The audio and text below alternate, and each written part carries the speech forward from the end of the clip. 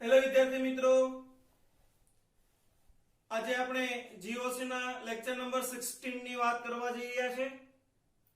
જે લેક્ચર આપણને જીઓમેટ્રિકલ આઇસોમેરિઝમ વિશે ચર્ચા કરવાના છે।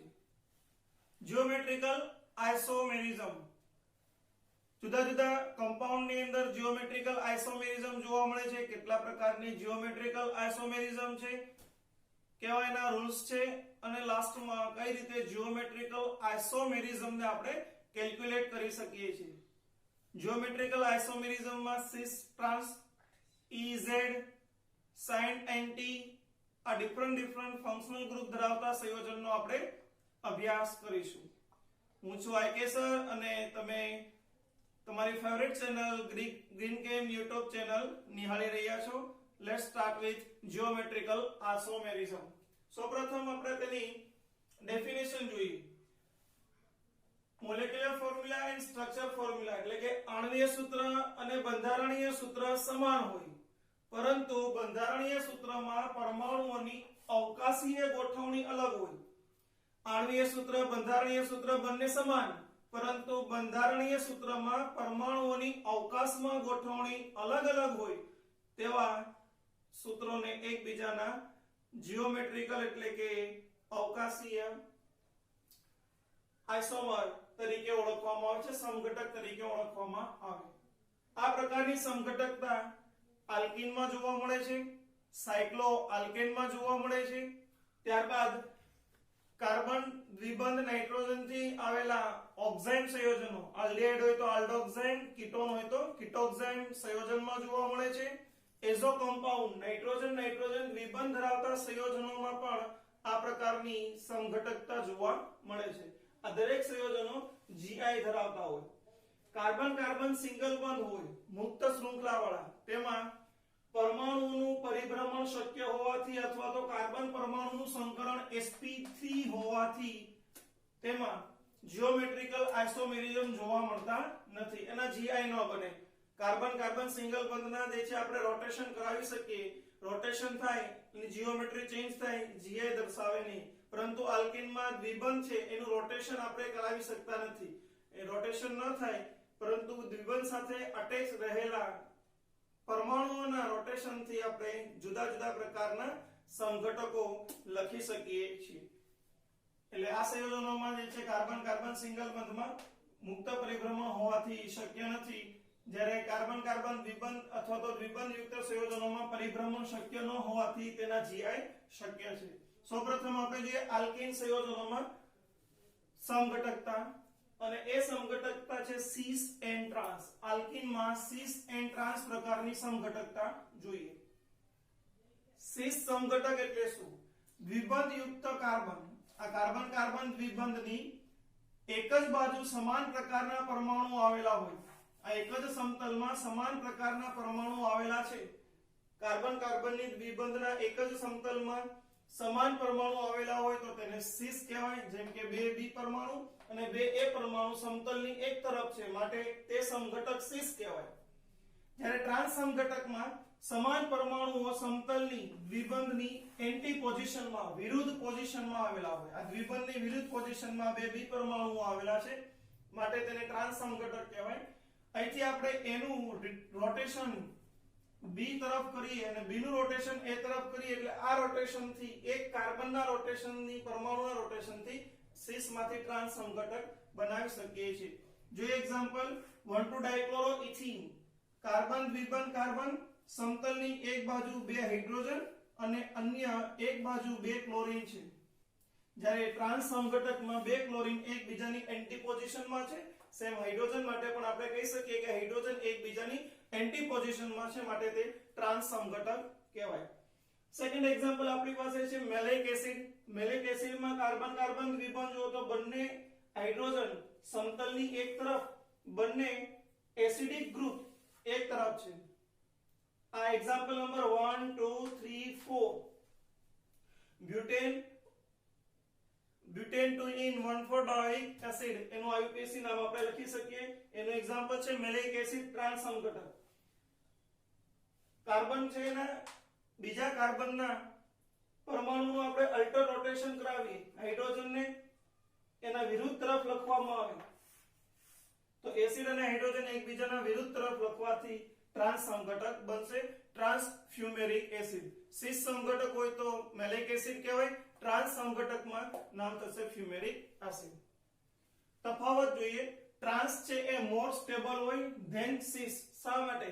તો કે જે બલ્કી ગ્રુપ હોય અથવા તો સમાન ગ્રુપ હોય એ અવકાશમાં એકબીજાથી વિરુદ્ધ દિશામાં આવેલા હોય, એકબીજાથી વિરુદ્ધ દિશામાં આવેલા હોય માટે એનું અવકાશી અવરોધ ઘટી જાય, અવકાશી અવરોધ ઘટી જાય એટલે સ્ટેબિલિટી એની સ્થિરતા વધે. જ્યારે સિસ સમઘટકમાં દ્વિબંધની પ્લેનની એક જ બાજુ બંને સમાન પરમાણુ આવેલા હોય માટે અવકાશી અવરોધ એક પ્લેનમાં વધી જવાથી તેની સ્ટેબિલિટી ઘટે. ટ્રાન્સમાં એકબીજાથી વિરુદ્ધ તો ટ્રાન્સ સમઘટક, સિસ સમઘટકમાં બંને પરમાણુ સેમ એક જ તરફ હોય માટે તેને સિસ સમઘટક કહેવાય. સિસ અરેન્જમેન્ટ છે, આ ટ્રાન્સ અરેન્જમેન્ટ છે. જોઈએ એના એક્ઝામ્પલ કેટલાક ડિફરન્સ છે. ગુણધર્મ, સક્રિયતા, સિસની સક્રિયતા વધુ હોય, ટ્રાન્સની સક્રિયતા ઓછી હોય. સ્થિરતા, સિસની સ્થિરતા વધશે અવકાશી અવરોધને લીધે, જ્યારે ટ્રાન્સની સ્થિરતા વધારે હોય. મેલ્ટિંગ પોઈન્ટ, સમાન એક જ સમાન બાજુ સમાન ગ્રુપ આવેલા હોય તો સરળતાથી મેલ્ટ થશે, મેલ્ટિંગ પોઈન્ટ તેનું ઘટે, જ્યારે ટ્રાન્સ સમઘટકનું મેલ્ટિંગ પોઈન્ટ વધારે હોય. બોઇલિંગ પોઈન્ટ સિસનું વધારે હોય, ટ્રાન્સનું ઓછું હોય. દ્વિધ્રુવીય ચાક માત્રા, ડાયપોલ મોમેન્ટ, ડાયપોલ મોમેન્ટ છે સિસ સમઘટકની ઓલવેઝ કઈક વેલ્યુ હશે 1 2 3 1.33 વગેરે વગેરે, જેમ કે સિસ 2 બ્યુટીન છે એની 1.33 ડીબાઈ વેલ્યુ જોવા મળે છે. જ્યારે ટ્રાન્સ છે એના ઓલવેઝ એન્ટી પોઝિશનમાં હોય તો દ્વિધ્રુવીય ચાક માત્રા એ નાબૂદ થશે, એની હંમેશા ડાયપોલ મોમેન્ટ 0 જોવા મળે. દ્રાવ્યતા, સ્નિગ્ધતા અને રિફ્લેક્ટિવ ઇન્ડેક્સ સિસ સમઘટકની વધારે હોય જ્યારે ટ્રાન્સ સમઘટકની ઓછી જોવા મળે. તો સૌપ્રથમ આપણે જોયું આલ્કીનમાં આ પ્રકારની સમઘટકતા હોય તેના ડિફરન્સ લીધા. હવે નેક્સ્ટ આપણે સિસ અને ટ્રાન્સ જીઓમેટ્રીમાં અલગ અલગ સંયોજનનો અભ્યાસ કરીએ. મિત્રો આપણે geometrical isomerism in different type of functional group એના માટેની વાત કરીએ. આગળ આપણે સિસ અને ટ્રાન્સ આલ્કીન સંયોજનમાં જોઈ ગયા. બિનચક્રીય તો ચક્રીય સંયોજનની કેટલીક પેટર્ન લઈએ જેના અંદર જીઓમેટ્રિકલ આઇસોમેરિઝમ પોસિબલ છે કે નહીં. જો પોસિબલ નથી તો શા માટે નથી પોસિબલ તેના માટેના રીઝન્સ જોઈએ. નંબર 1, સાયક્લોઆલ્કેન. સાયક્લોઆલ્કેન ની અંદર કાર્બનનું મસ્ટ હેવ sp3 હાઇબ્રિડાઇઝેશન હોવું જોઈએ, એની કે 4 સિગ્મા પણ તેના અંદર પ્રેઝન્ટ હોવા જોઈએ અને પરમાણુઓ અવકાશમાં એકબીજાથી દૂર ગોઠવાયેલા હોવા જોઈએ, એની કે એક જ કાર્બન ઉપર સેમ પરમાણુ હોય તો સમઘટકતા જોવા મળશે નહીં.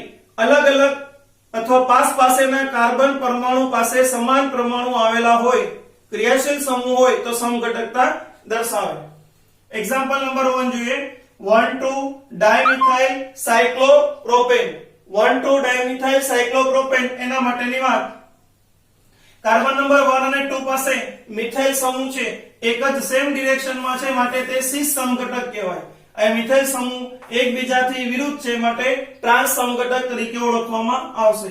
Same situation 1,2 dimethyl cyclobutane, તેમાં સેમ મિથાઇલ એક જ સમતલમાં, મિથાઇલ એકબીજાની વિરુદ્ધ સમતલમાં.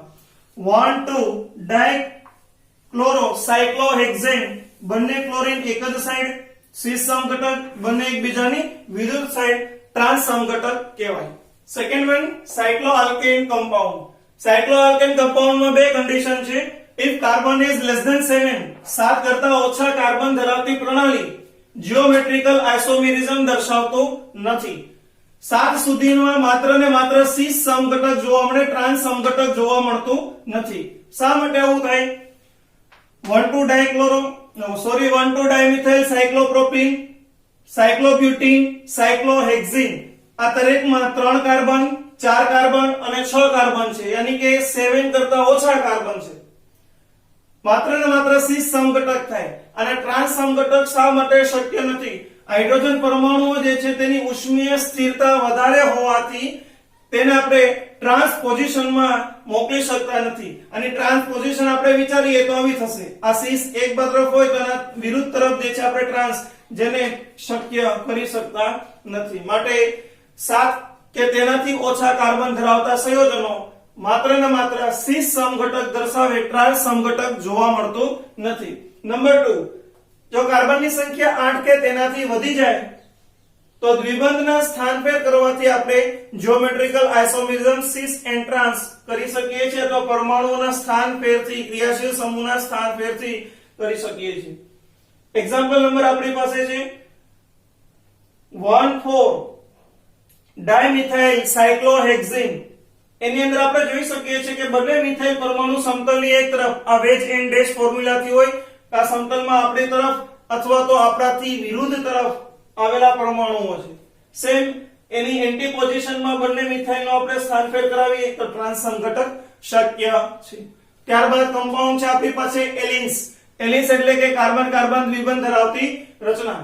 એના અંદર જોઈએ C3H4 1,2 ડાયપ્રોપેન. આ પ્રોપેન 1,2 ડાઇન પણ કહી શકાય. તેના અંદર જ્યોમેટ્રિકલ આઇસોમેરિઝમ પોસિબલ નથી, ચારે ચાર હાઇડ્રોજન સમાન છે, માટે તેના સ્થાન ફેરવવાથી કોઈ આપણને ફોર્મ્યુલા પ્રાપ્ત થશે નહીં. સીસ માંથી ટ્રાન્સ કે ટ્રાન્સ માંથી સીસ શક્ય નથી. બાયફિનાઇલ. સેમ બાયફિનાઇલમાં સેમ સિમેટ્રિકલ અથવા આઇડેન્ટિકલ ફોર્મ્યુલા હોવાથી તેના હાઇડ્રોજનનું સ્થાન ફેર કે રિપ્લેસમેન્ટ કરી શકાય નહીં, માટે સીસ ટ્રાન્સ સમઘટકતા આમાં જોવા મળશે નહીં. બાયફિનાઇલમાં પણ શક્ય નથી. સ્પાઇરો. સ્પાઇરોમાં બે કન્ડિશન છે, જો રિંગની સંખ્યા 2 હોય અથવા તો બેકી સંખ્યા હોય તો જીઓમેટ્રિકલ આઇસોમેરિઝમ શક્ય નથી. જેમ કે રિંગની સંખ્યા આપણી પાસે 2 સાયક્લિક રિંગ છે, સ્પાઇરો છે, એક જ કાર્બન છે, એનાથી આપણે 2 મિથાઇલ અલગ કરેલા છે, માટે આ સ્પાઇરો કમ્પાઉન્ડમાં એક કાર્બન થી 2 રિંગ જોડાયેલી હોય તેને સ્પાઇરો કમ્પાઉન્ડ આપણે કહીએ છીએ. એટલે કે કાર્બનનું સેન્ટર એક હોય, 2 રિંગનું કોમ્બિનેશન હોય, માટે તેને કહેવાય સાયક્લો. આ સાયક્લો રિંગ સ્પાઇરો રિંગ છે. સ્પાઇરો રિંગમાં બેકી સંખ્યા હોય તો જોવા મળશે નહીં, પરંતુ રિંગની સંખ્યા 3 કે 3 કરતા વધારે એકી સંખ્યા ધરાવતી રિંગ સિસ્ટમ હોય તો સમઘટકતા દર્શાવે. કાર્બન નંબર રિંગ નંબર 1 2 3 4 5 એકી સંખ્યામાં રિંગ સિસ્ટમ છે, માટે આમાં જીઓમેટ્રિકલ આઇસોમેરિઝમ પોસિબલ છે. અહીંયા જીઓમેટ્રિકલ આઇસોમેરિઝમ પોસિબલ નથી. મિત્રો અહીં આપણી પાસે છે ENZ આઇસોમેર. એ પણ જીઓમેટ્રિકલ આઇસોમરની એક પેટર્ન છે. જોઈએ EZ આઇસોમર કઈ રીતે EZ આઇસોમર નક્કી કરી શકાય. E એટલે એન્ટાઝુઝા, NZ એટલે ઝિઝામેન. એન્ટાઝુઝા, ઝિઝામેન, એન્ટાઝુઝા, ઝિઝામેન આઇસોમર. એન્ટા ઉપરથી આપણે યાદ રાખશું એન્ટી એટલે વિરુદ્ધ, એટલે કે ટ્રાન્સ જેવું સમઘટક એકબીજાની વિરુદ્ધ આવેલા હોય. જ્યારે ઝુઝામેન એટલે કે સેમ એટલે કે સીસ સમઘટક જેવી રચના આવેલી હોય. આ પ્રકારની સમઘટકતા ક્યારે જરૂર પડે? જ્યારે આલ્કીનના દ્વિબંધ સાથે ચારેય સમઘટકો, ચારેય વિસ્થાપિત સમૂહો અલગ અલગ આવેલા હોય ત્યારે. જો 2 સમાન ગ્રુપ હોય તો આપણે સીસ અને ટ્રાન્સ મુજબ નક્કી કરી શકીએ છીએ. અહીંયા ચારેય વિસ્થાપિત સમૂહ અલગ અલગ હોવાથી EZ આઇસોમર તરીકે એને આપણે સેપરેટ કરી શકીએ છીએ, ઓળખી શકીએ છીએ. જો એક્ઝામ્પલ નંબર 1 અથવા તો તેના માટે સૌપ્રથમ આપણે પ્રાયોરિટી ઓર્ડર નક્કી કરવો પડે. અગ્રિમતા ક્રમ, અને અગ્રિમતા ક્રમ એ CIP રૂલ્સ મુજબ નક્કી થાય. C એટલે કહાન, I એટલે ઇંગોલ્ડ અને P એટલે પ્રિલોગ. આ 3 વૈજ્ઞાનિકોએ એના માટેની સિસ્ટમ, એના માટેના રૂલ્સ આપ્યા છે, કઈ રીતે આપણે EZ નક્કી કરી શકીએ. એ સૌપ્રથમ Z ને અગ્રિમતા ક્રમ આપવું. 4 પૈકીનો જે પરમાણુનો પરમાણુ ક્રમાંક સૌથી વધારે તેને ફર્સ્ટ પ્રાયોરિટી મળે. જો પરમાણુ ક્રમાંક સમાન થઈ જાય તો તેના પછીના નેક્સ્ટ પરમાણુને ધ્યાનમાં લઈ અને અગ્રિમતા ક્રમ આપી શકાય છે. સંયોજનની અંદર દ્વિબંધ કે ત્રિબંધ હોય તો દરેક વિસ્થાપનને દ્વિબંધ કે ત્રિબંધને સિંગલ બંધ ગણી અને કાર્બન પરમાણુ મૂકવામાં આવશે. તેની સાથે એટલા કાર્બન પરમાણુઓ છે એવું નક્કી કરી શકાય, અથવા તો દ્વિબંધ કરતા ત્રિબંધની પ્રાયોરિટી વધુ. શા માટે? દ્વિબંધનું વિસ્થાપન કરો તો 2 કાર્બન પરમાણુ એડ કરવામાં આવશે, જ્યારે ત્રિબંધમાં 2 પાયબંધ છે એને આપણે દૂર કરીએ તો 4 વેલેન્સી ઓપન થાય, 4 વેલેન્સી ઓપન થાય, એટલા માટે આપણે 4 કાર્બનની અવેલેબિલિટી મળશે. હવે 2 કાર્બન માટે પરમાણુ ક્રમાંક લઈએ તો 6 + 6 2 થાય, જ્યારે 4 કાર્બન માટે 6 * 4 = 24 થશે, માટે આની પ્રાયોરિટી વધે.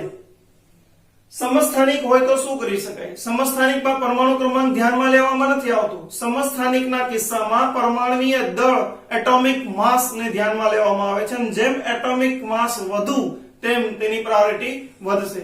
જેમ કે આપણે હાઇડ્રોજનના આઇસોટોપ્સ લઈએ તો સૌથી વધારે ટ્રિટિયમ આવશે જેનો પરમાણુય દળ 3 છે, ત્યારબાદ ડ્યુટેરિયમ આવશે પરમાણુય દળ 2 છે અને ત્યારબાદ પ્રોટિયમ આવશે જેનો પરમાણુય દળ 1 છે. જો એ નંબર 1 પ્રથમ એનું જ એક્ઝામ્પલ આપણે લઈએ. કાર્બન સાથે ચારે ચાર અલગ સંયોજકતા ધરાવતા સંયોજનો છે. પરમાણુ ક્રમાંક નક્કી કરો. હાઇડ્રોજનનો એક, ટ્રિટિયમ જે છે એના માટે સમસ્થાનિક 3, પ્રોટિયમ માટે 1 અને ડ્યુટેરિયમ માટે 2. હવે નક્કી શું કરવાનું છે કે આ બંને કાર્બનની દ્વિબંધ ધરાવતા આ બંનેમાંથી વધારે પરમાણુય દળ ડ્યુટેરિયમનો છે, હાઇડ્રોજન અને પ્રોટિયમમાંથી વધારે પરમાણુય દળ ટ્રિટિયમનો છે. આ વધારે પરમાણુય દળ કે ક્રમાંક ધરાવતા સમૂહ દ્વિબંધની સામસામે હોય એટલે કે એન્ટી પોઝિશનમાં, એન્ટી માટે આપણે શું લખીએ છીએ? E. આ E આઇસોમર છે. આનું આપણે Z આઇસોમર બનાવવું હોય તો ટ્રિટિયમને આપણે ઉપર લખી શકીએ તો બની જશે, કારણ કે આ બંનેના 1 1 3 અને 2 2 અને 3 દ્વિબંધની એક જ સમતલની એક જ સમાન છે માટે તેને Z આઇસોમર કહેવાય. આમાં નક્કી કરીએ. આયોડિન માટે 53 છે પરમાણુય દળ, પરમાણુ ક્રમાંક. આના માટે છે પરમાણુય દળ 53 છે, આના માટે આપણે લખીએ તો 9 છે. જો પરમાણુ ક્રમાંક મુજબ યો તો આયોડિન જે છે 53 અને 9 35.5 અને બ્રોમિન માટે 80. આ બંનેમાંથી વધારે પરમાણુ ક્રમાંક Z આયોડિનનો, બંનેમાંથી બ્રોમિનનો. બંને પરમાણુ સમતલની એક જ તરફ માટે તેને કહેવાય Z.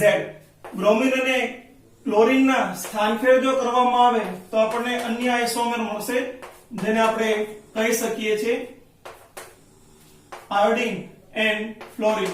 બંને સમતલની વિરુદ્ધ દિશામાં છે, એન્ટી પોઝિશનમાં E. Nitrogen 7 number, hydrogen 1 number, carbon 6 અને ઓક્સિજન 8. તો બંનેમાંથી 8 નંબર છે અને બંનેમાંથી જે છે 6 નંબર છે. એક કરતા 6 વધારે, બંને એક જ સમતલની બાજુ માટે એને કહેવાય Z.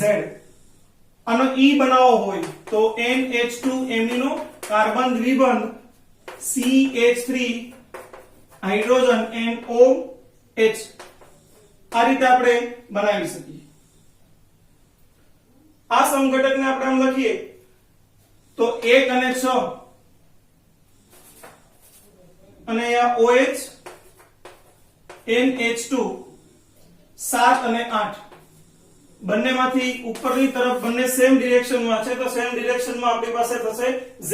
અને જો આનો E બનાવવો હોય E તો આ OH અને NH2 માટે સૂત્ર થશે 7 અને 8 એકબીજાની વિરુદ્ધ માટે એન્ટી પોઝિશન. આનો આપણે નક્કી કરીએ સમઘટક E છે કે Z. પરમાણુ ક્રમાંક 7, પરમાણુ ક્રમાંક 7, પરમાણુ ક્રમાંક 8, પરમાણુ ક્રમાંક 8. રૂલ્સ નંબર 1 આયા ફોલો થશે નહીં. ત્યારે રૂલ્સ નંબર 2 જોવાના કે જ્યારે સમાન પરમાણુ ક્રમાંક થઈ જાય તો તેના પછીના નેક્સ્ટ ને કાઉન્ટ કરવામાં આવશે. નાઇટ્રોજનની પાસે હાઇડ્રોજન છે જેનો પરમાણુ ક્રમાંક 1, જ્યારે નાઇટ્રોજન પાસે કાર્બન છે જેના પરમાણુ ક્રમાંક 6 છે. એવા બે કાર્બન છે. આના કાર્બન ઓક્સિજનની સાથે હાઇડ્રોજન, જ્યારે ઓક્સિજનની સાથે કાર્બન. આ બંનેમાંથી જો કેલ્ક્યુલેશન કરો તો આ 14 થશે અને આ કેલ્ક્યુલેશન કરો સરવાળો બંનેનો તો 9 થાય, વધી જશે 14. સેમ આયા 7 7 કેન્સલ, આ 1 ની સાપેક્ષમાં 6. બંને ગ્રુપ એક જ સમતલની બાજુમાં છે માટે એને Z આઇસોમર કહેવાય. સેમ 8 8 6 અને 6. Rules number 1 cancel. Rules number 2 મુજબ નજીકનો પરમાણુ હાઇડ્રોજન 1 કાર્બન 6 ગ્રુપ વધી ગયું. દ્વિબંધને આપણે વિસ્થાપિત કરશું. આયા પણ ફરીથી કાર્બન કાર્બન. આ રૂલ્સ નંબર 2 પણ કેન્સલ થયો. રૂલ્સ નંબર 3 આગળ વધીએ આપણે. આ દ્વિબંધને આપણે કેન્સલ કરીએ તો એક દ્વિબંધ માટે 2 કાર્બન લખી શકાય. જ્યારે 2 દ્વિબંધ છે તો કાર્બનની સંખ્યા આપણે 4 મૂકી શકાય. તો 2 કરતા 4 કાર્બન વધારે છે માટે બંનેમાંથી ટ્રિપલ બોન્ડ એ વધારે પ્રાયોરિટી પામે. બંને સેમ ડિરેક્શનમાં છે, Z આઇસોમર કહી શકાય. તો આ તે ઇઝેડ નોમેનક્લેચર ની સિસ્ટમ અથવા ઇઝેડ જે છે આઇસોમર નક્કી કરવા માટેની વાત. ખૂબ જ સરળ મેથડ છે, પ્રેક્ટિસ કરજો એટલે તમને આવડશે. Now student, last method of geometrical isomerism and it is a sin and anti isomer. પેલા cis trans જોઈ ગયા, ત્યારબાદ આપણે ez એ પણ જોઈ લીધું. લાસ્ટમાં sin and anti કોના માટે લાગુ પડે? આલ્ડોક્સાઇમ એન્ડ કીટોક્સાઇમ એટલે કે આલ્ડિહાઇડ ના ઓક્સાઇમ અને કીટોન ના ઓક્સાઇમ માટે n double bond n azo compound માં આ પ્રકારના આઇસોમર જોવા મળશે. જોઈએ નંબર 1, sin એટલે કે સમાન, cis દ્વિબંધની સમાન બાજુ સમાન આવેલા હોય તો પરમાણુ. ટ્રાન્સ એટલે દ્વિબંધની વિરુદ્ધ એન્ટી પોઝિશનમાં હોય તો એને એન્ટી કહેવાય. sin એટલે cis સમાન તરફ. સૌપ્રથમ જોઈએ કાર્બન દ્વિબંધ નાઇટ્રોજન ધરાવતા ઓક્સાઇમમાં આલ્ડિહાઇડના ઓક્સાઇમ હોય તેને આલ્ડોક્સાઇમ તરીકે ઓળખવામાં આવે છે. આલ્ડોક્સાઇમમાં sin and anti નક્કી કરવા માટે આપણે રેફરન્સમાં H અને OH લેવું પડે. હાઇડ્રોજન અને હાઇડ્રોક્સિલ સમૂહના દ્વિબંધમાં સ્થાન ક્યાં છે? સમાન તરફ તો sin, વિરુદ્ધ તરફ તો anti. એના સાપેક્ષમાં નક્કી કરવામાં આવશે. જોઈએ એક્ઝામ્પલ નંબર 1, કાર્બન દ્વિબંધ નાઇટ્રોજન OH, H અને CH3. જોઈએ OH અને H સમતલની એક જ તરફ છે તો તેને sin કહેવાય અથવા તો sin તરીકે ઓળખવામાં આવે છે. અહીંયા સમતલમાં OH અને H એકબીજાની વિરુદ્ધ તરફ છે માટે આ સમઘટકને કહેવાય anti. અહીંયા જોઈએ H અને OH એકબીજાની વિરુદ્ધ તરફ છે દ્વિબંધની માટે તેને anti કહેવાય. અહીંયા OH અને H સમતલની એક જ તરફ છે માટે એને sin સમઘટક તરીકે ઓળખવામાં આવે. ત્યારબાદ જોઈએ આલ્ડિહાઇડના કિસ્સામાં H અને OH નો રેફરન્સ લેવામાં આવે છે. કીટોનના કિસ્સામાં માત્ર ને માત્ર હાઇડ્રોક્સિલ સમૂહનો રેફરન્સ લેવામાં આવે છે. હાઇડ્રોક્સિલ સમૂહના આધારે sin અને anti બંને કહી શકાય. જોઈએ આપણે sin અને anti માત્ર હાઇડ્રોક્સિલ સમૂહના લીધે કઈ રીતે નક્કી કરી શકીએ છીએ? sin સમઘટક કોને કહેવામાં આવે? sin કોને કહેવામાં આવે? આ હાઇડ્રોક્સિલ સમૂહ એની એક જ સમતલમાં કયો પરમાણુ આવેલો છે? મિથાઇલ. તો આ સમઘટક મિથાઇલ પરમાણુના સાપેક્ષમાં sin થશે. જો નામ આપણે લખવું હોય તો લખી શકાય મિથાઇલ, ત્યારબાદ છે ઇથાઇલ અને કીટોન માટેનો સમઘટક છે ને કોમન આપણે કહીએ છીએ કીટોક્સાઇમ. મિથાઇલ ઇથાઇલ કીટોક્સાઇમ તરીકે ઓળખવામાં આવે છે. સેમ અને એન્ટી પોઝિશનમાં કેવું હોય તો OH ની એન્ટી પોઝિશનમાં કયો પરમાણુ આવેલો છે? કયો સમૂહ ગ્રુપ છે? તો કે ઇથાઇલ ગ્રુપ છે. કયો ગ્રુપ છે? ઇથાઇલ. ઇથાઇલના સાપેક્ષમાં એન્ટી લખી શકાય માટે જેના સાપેક્ષમાં લખવો છે એને પ્રથમ લખવાનું. પ્રથમ આવશે નામ ઇથાઇલનું, ઇથાઇલ, ત્યારબાદ મિથાઇલ અને કીટોક્સાઇમ. આ તેનું એન્ટી માટેનું નામ થાય. sin અને anti ના બંને નામ આપણે જોઈએ. ત્યારબાદ લાસ્ટ કમ્પાઉન્ડ આપણી પાસે છે એઝો સંયોજનો. એઝો સંયોજનો માટે sin અને anti કેમ? n ડબલ બોન્ડ n ના સમતલમાં સમાન, સમતલની એક જ બાજુ સમાન પરમાણુ આવેલા હોય તો sin અને વિરુદ્ધ તરફ આવેલા હોય તો anti તરીકે ઓળખવામાં આવે છે. જોઈએ n ડબલ બોન્ડ n સમતલ, સમતલની વિરુદ્ધ દિશામાં મિથાઇલ પરમાણુ છે, બે સંયોજકતા ખાલી છે માટે તે anti થશે. જ્યારે સમતલની સમાન ડિરેક્શનમાં સમાન મિથાઇલ પરમાણુ sin સમઘટક થાય, sin azo compound. Here same direction માં then sin azo compound and here in front of the double bond that is anti azo compound થશે. વિદ્યાર્થી મિત્રો આપણે જીઓમેટ્રિકલ આઇસોમેરિઝમ ની દરેક પેટર્ન જોઈ, ડિફરન્ટ ફંક્શનલ ગ્રુપ માટે ડિફરન્ટ મેથડ નો અભ્યાસ કર્યો. લાસ્ટમાં આપણે એક ટોપિક બાકી છે ખૂબ જ મહત્વનો જે કેલ્ક્યુલેશન ઓફ જીઓમેટ્રિકલ આઇસોમેરિઝમ છે. મિત્રો તમારી આતુરતાનો અંત આવી રહ્યો છે.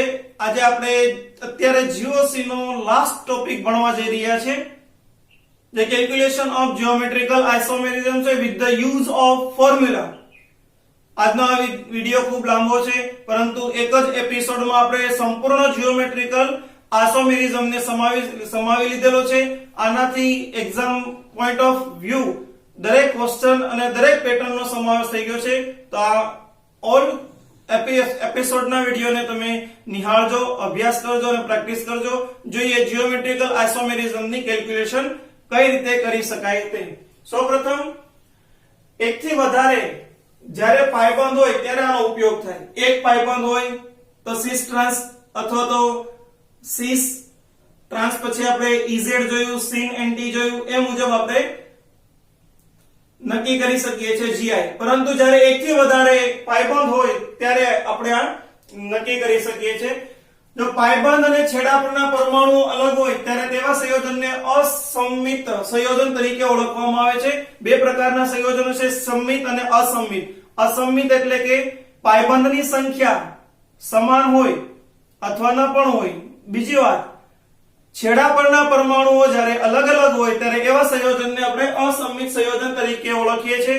અને ત્યારે આપણે આ ફોર્મ્યુલાનો યુઝ કરશું 2n, જ્યાં n બરાબર નંબર ઓફ પાઈ બોન્ડ, પાયબંધની સંખ્યા. જોઈએ સંયોજન. સૌપ્રથમ આપણે આ કેમિકલ આઇટમ છે એને ઓળખવાની, જોવાની, શાંતિથી જોઈએ અને ઓબ્ઝર્વ કરીએ કે કેવી પેટર્ન ધરાવતું સૂત્ર છે. નંબર 1 કાર્બનની સંખ્યા. આપણે જો પાયબંધ જોઈએ આપણે તો n એની અને છેડાની બે જ વસ્તુ આપણે ધ્યાન રાખવાની છે. જ્યાં n બરાબર આપણે 1 અને 2 બે પાયબંધ છે, પ્લસ બંને કાર્બનના છેડાઓ જો તો અલગ અલગ છે. એક છેડા પર બ્રોમિન, એક છેડા પર ક્લોરીન. ક્લોરીન અને બ્રોમિન છેડાઓ અલગ, છેડા પરના પરમાણુઓ આપણી પાસે અલગ છે. અને n બરાબર પાયબંધ આપણે ગણી લીધા 2. સૂત્ર મૂકીએ 2n. 2n is equal to આપણી પાસે છે 2, 2 યાની કે 4 એના gi થશે. આ સૂત્રના 4 જીઓમેટ્રિકલ આઇસોમર પોસિબલ છે. ફરીથી જોઈએ છેડા પરનો કાર્બન, છેડા પરનો કાર્બન, એક કાર્બન પર મિથાઇલ, એક કાર્બન પર ક્લોરીન, માટે છેડા પરના પરમાણુઓ અલગ છે. પાયબંધની સંખ્યા જોઈએ તો n ટોટલ જે છે n is equal to 3 છે. 2n મૂકીએ 2 8 એના gi બનશે. જીઓમેટ્રિકલ આઇસોમર્સની સંખ્યા 8 થાય. સંમિત પેટર્નમાં જોઈએ. સંમિત એટલે કોને કહેવાય? સંમિત સૂત્રના છેડા ઉપર બંને સમાન પરમાણુ આવેલા હોય. વિસ્થાપિત પરમાણુ સમાન મિથાઇલ, સમાન ઇથાઇલ, સમાન જે છે એ બ્રોમિન, ક્લોરીન, ફ્લોરીન, મિથોક્સી વગેરે નાઇટ્રો ક્રિયાશીલ સમૂહ સમાન હોય ત્યારે આપણે આ પેટર્નને સંમિત સૂત્ર તરીકે ઓળખીએ છીએ. આવા સંમિત સૂત્રમાં બે વસ્તુ અલગ અલગથી કાઉન્ટ કરવામાં આવે. જો એકી સંખ્યામાં પાયબંધ આવેલા હોય, n એકી સંખ્યામાં હોય તો આ સૂત્રનો આપણે યુઝ કરી શકશું 2n 1 plus 2 n plus 1 divided by 2 minus 1. જોઈએ પહેલા તો છેડા જોવાના. બંને છેડા ઉપર મિથાઇલ પરમાણુ છે, સેમ, એટલે સિમેટ્રિકલ છે, અસંમિત નથી. નંબર 2 પાયબંધ જોવાનો. પાયબંધ ઓળખીએ તો પાયબંધની સંખ્યા 1, 2 અને 3, એટલે કે એકી સંખ્યામાં પાયબંધ છે, અસિમેટ્રી છે. આ પેટર્નના સૂત્રનો આપણે ઉપયોગ કરી શકીએ. n બરાબર આપણી પાસે સંખ્યા છે 3. 2n 1 plus 2n plus 1 divided by 2 minus 1. આ સૂત્રનો ઉપયોગ આપણે કરીને gi ફાઇન્ડ આઉટ કરી શકીએ. n is equal to આપણી પાસે છે 3 minus 1 plus 2, 3 plus 1 divided by 2 minus 1, 2 plus 4 divided by 2 minus 1 is equal to 2 આપણે 4 મૂકી દઈએ. 2 minus 1, 4 plus 2 minus 1 એટલે કે 1, यानी કે 2 થશે, is equal to 4 plus 2 6 અને gi is equal to 6. Geometrical આઇસોમેરિઝમ જોવા મળે. ફરીથી સૂત્રને જો છેડા સમાન છે તો આપણે સંમિત સૂત્ર કહી શકીએ. અને સંમિત સૂત્રમાં છેડા સમાન હોય અને એકી સંખ્યામાં હોય તો આ પેટર્ન. બેકી સંખ્યામાં પાયબંધ, છેડા સમાન તો pattern number 2n 1 plus 2n/2 minus 1 નો ઉપયોગ કરીને gi ની કેલ્ક્યુલેશન કરી શકાય. જો એ છેડાઓ આપણી પાસે સમાન છે, કાર્બન મિથાઇલ સમાન પ્રમાણના છે એટલે કે સંમિત સૂત્ર છે. પરંતુ n ની સંખ્યા જો 1 અને 2, n is equal to 2 યાની કે આપણી પાસે બેકી સંખ્યામાં છે. gi કેલ્ક્યુલેશન કરવા માટે આપણે 2n-1 આ ભાગ તો સેમ જ છે બંને સૂત્રમાં, પરંતુ અહીંયા 2n/2 - 1 એ ભાગ ચેન્જ થશે. 2 આપણી પાસે 2 છે, 2 - 1 પ્લસ 2/2 2/2 -1 2/1 પ્લસ 2/2 જે છે આપણી પાસે 1 થશે, 1 - 1 એટલે કે 2/1 પ્લસ 2/0 2/1 આપણી પાસે 2 plus 1 is equal to 3. Geometrical આઇસોમેરિઝમ ની સંખ્યા થાય 3 જીઓમેટ્રિકલ આઇસોમેરિઝમ થશે. ફરીથી સમિત કમ્પાઉન્ડ હોય, સમિત માટે આપણે જોવાનું છેડા સમાન હોવા જોઈએ, શરત નંબર 1. પછી પાયબંધ ગણવાના, જો પાયબંધ એકી સંખ્યામાં હોય તો આ સૂત્રનો ઉપયોગ કરો, પાયબંધ બેકી સંખ્યામાં હોય તો આ સૂત્રનો ઉપયોગ કરો, છેડાઓ અલગ છે તો માત્ર 2n નો ઉપયોગ કરો. આજનો આપણો આ લેક્ચર સંપૂર્ણ આપણે जियोमेट्रिकल आइसोमेरिज्म ની इंफॉर्मेशन મેળવી છે. હસતે રહો, આઈ કે સર કે સાથ કેમિસ્ટ્રી सीखते रहो. Wish you all the best.